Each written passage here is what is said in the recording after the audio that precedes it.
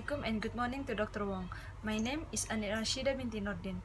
Today, I would like to present the International Trade Finance, that the topic that I have been chosen before. So, let's go.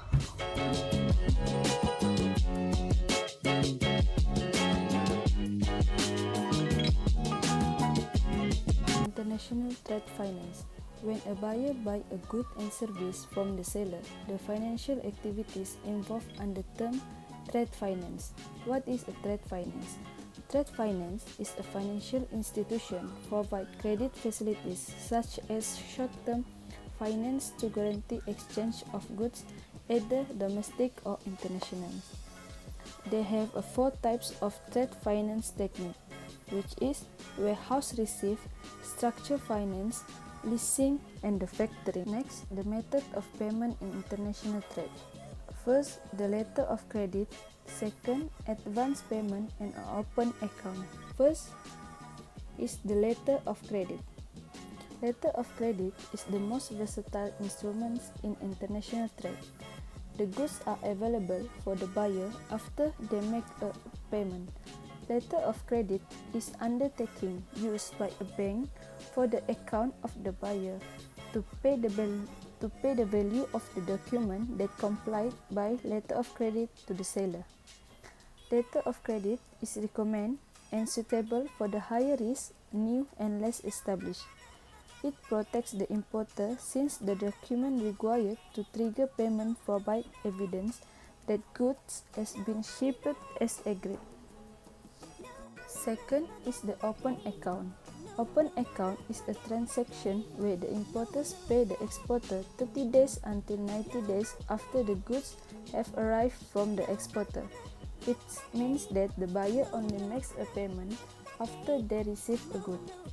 Open account is recommended and suitable for business in a low-risk trading relationship or market. The exporter should know the political risk, economic risk, and commercial risk to ensure that payment will be received in full and on time. There is two types of the open account, which is export credit insurance and export credit guarantee. Third is an advance payment. The payments are made early before the goods shipped. The advance payment have three options, which is wire transfer, credit card, and escrow service. Wire transfer is the most secure and preferred, and it provides a clear routing instruction like the name of the bank and their address. The credit card is the variable cash, where check special rules of international credit card. Escrow service, they have two of the advantage of international trade finance. First, the optimal use on national resource and the growth for small business. Optimal use on national resource, where they produce more goods and services for which it is so suited.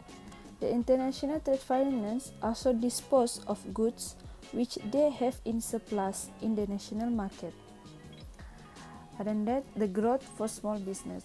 A trade finance and facility can allow the small business to buy a bulk at a lower cost. The international trade finance also make the small business have a better cash flow management and working capital that allow the owners to keep running the cost of the business whilst growing and fulfill the larger order.